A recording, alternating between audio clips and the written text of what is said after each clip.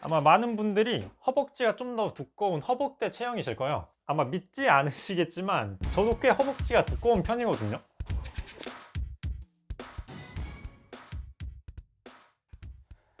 안녕하세요, 스입니다. 이번 주에 날씨가 진짜 너무 추워졌더라고요. 갑자기 겨울이 시작돼 버려서 저도 아우터를 사려고 좀 여기저기 돌아다녔어요. 하바티도 가보고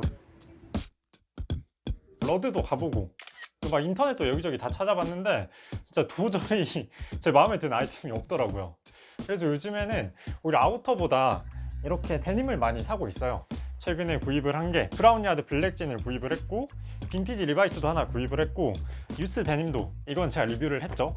이런 식으로 데님을 주로 구입을 하고 있는데, 이렇게 좀 다양한 데님을 구입하다 보니까 이제 어떻게 데님을 사야 될지 어느 정도 기준이 생기더라고요. 이 데님에 대한 내용은 따로 한 게 없는 것 같아서 오늘은 어떤 기준을 가지고 데님을 구입해야 되는지에 대해서 한번 얘기를 해보겠습니다. 일단 그 시작하기 전에 있어서 한 가지 얘기해야 될 게, 일단 오늘 컨텐츠는 데님 덕후분들을 위한 컨텐츠는 아니에요. 옷을 어느 정도 좋아하지만 나도 예쁜 데님을 하나 갖고 싶다, 그런 분들이 보시면 그래도 좀 도움이 될 만한 그런 컨텐츠가 될 겁니다. 그러면 어떤 기준을 가지고 데님을 구입해야 되는지 철저하게 저의 경험을 바탕으로 오늘 한번 얘기를 해볼게요. 저는 데님을 입을 때 이게 늘어나거나 수축이 되는 그런 변형이 있는 걸 별로 좋아하지 않아요. 그냥 배송 왔을 때 바로 포장 까서 그대로 입을 수 있고 그게 오랫동안 유지되는 그런 원단들을 좋아해서 웬만하면 면백으로 구입을 하고 있고, 저는 소킹도 한 번도 안 해봤거든요. 그 소킹이라는 게 구입을 해서 뜨거운 물에 넣고 해가지고 이 원단이 수축이 되는 걸 즐기는 과정 중 하나인데, 저는 이게 얼마나 줄어들지 모르는 불확실함에 제 돈을 쓰는 게 좀 그렇게 내키진 않더라고요. 저는 생지를 구입을 할 때도 리지드가 아니라 한 번은 워싱이 돌아간 린세드나 원워시 이런 계열로 구입을 하고 있습니다. 그리고 코튼백 뒤에 붙는 원단 있잖아요. 뭐 터키산이다, 일본산이다, 미국산이다, 뭐 콤밀사다, 이걸 브랜드에서 굉장히 강조를 하지만 전 사실 그 원단들에 대해서는 크게 신경을 쓰진 않아요. 그걸 브랜드에서 설명을 할 때 이게 발색감이 좋고 워싱이 잘 나온다, 그런 식으로 설명을 하는데, 사실 그 발색감과 워싱을 판단하는 건 저희 눈이잖아요. 내가 이걸 직접 눈으로 봤을 때 이게 컬러가 예쁘면 그때 사는 거지, 어디 산이고 무슨 회사에서 만들었고 그거는 크게 작용하지 않거든요. 이게 제가 최근에 구입한 유스 데님인데, 제가 이걸 살 때는 무슨 원단지도 몰랐어요. 근데 컨텐츠를 기획할 때 보니까 콤밀사라고 하더라고요. 근데 저는 별로 중요하게 생각하지 않아서 컨텐츠에서 언급도 한 번도 안 했고, 사실 이 컬러에 관한 건 진짜 너무나 주관적이잖아요. 저한테는 이게 예뻐 보일 수 있지만 누군가한테는 이게 용팔 블루처럼 보일 수도 있는 거고, 그래서 저는 데님을 구입할 때 그 뒤에 따라붙는 원단들, 원단의 회사들, 이런 것들에 대해서는 크게 신경을 쓰지 않으셔도 된다. 그리고 또 데님에서 감성적이라고 얘기할 수 있는 부분이 밑단의 체인 스티치나 뭐 버튼 플라이, 그 원단의 소재, 워싱을 얼마나 돌렸고 고증을 얼마나 했고 이런 부분들이 있는데, 저는 사실 그것들은 크게 중요하진 않은 것 같아요. 그냥 내 눈에 봤을 때 예쁘고 입었을 때 예쁜 거, 그게 가장 최고이지 않나. 그래서 이 데님도 그냥 예뻐서 제가 구입을 했고, 이제 또 다음으로 얘기할 수 있는 부분이 수선이 필요 없는 데님을 구입하세요. 여기에서 얘기하는 수선은 통수선뿐만이 아니라 기장수선까지 같이 얘기하는 건데요. 데님 수선은 슬랙스보다 훨씬 고난이도의 수선이에요. 근데 이 데님에 있어서 가장 큰 매력이라고 볼 수 있는 게 이 워싱들이잖아요. 이게 사라졌을 때 오는 그 부자연스러움이 진짜 되게 크거든요. 통수선은 원래도 하면 안 되는 거지만 데님에선 더 하면 안 되고, 이 밑단의 아타리도 최대한 살려주셔야 돼요. 근데 이 살린다는 게 이걸 잘라서 이어붙이는 게 아니라, 이걸 잘랐을 경우에는 다시 워싱을 돌리면서 그렇게 만들어 주셔야 되거든요. 기장을 자르고 실색을 맞춰서 봉제하고 워싱을 만들어줄 수 있는 그런 업체에 맡기는 걸 추천을 드려요. 제가 알기로는 스티크라는 업체에서 굉장히 잘해주는 걸로 알고 있는데, 거기에 맡겼을 때 기본 45,000원, 택배비 하면 5만원 돈이 나오는 거니까 그렇게까지 만만한 가격은 아니죠.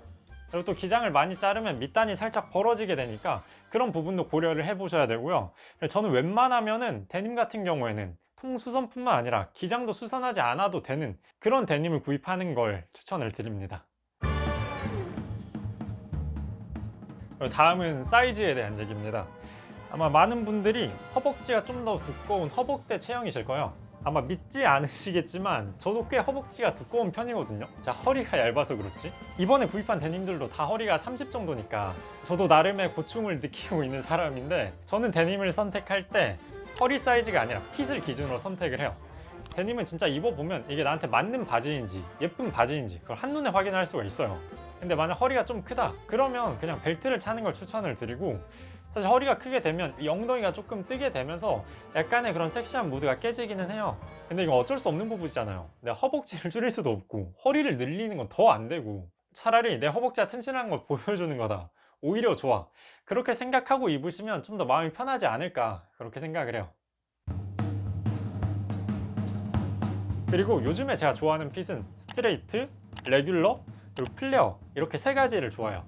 스트레이트는 허벅지부터 슬림하게 쭉 떨어지는 핏이고, 레귤러는 엉덩이를 기준으로 반듯하게 떨어지는 그렇게 적당히 여유 있는 핏이라고 보시면 될 것 같고요. 플레어는 뭐 그냥 부츠컷이죠. 요즘엔 그렇게까지 와이드한 핏을 좋아하지 않다 보니까 딱 이 세 가지 핏을 돌려가면서 입고 있고, 데님의 가장 큰 매력이 섹시함이잖아. 근데 이 섹시함을 위해서 허벅지랑 엉덩이를 좀 잡아주는 거? 저는 이런 핏을 좋아하고요. 너무 부담스럽게 보기보다 그냥 나의 매력을 보여주는 거다, 그렇게 더 드러내는 편이에요.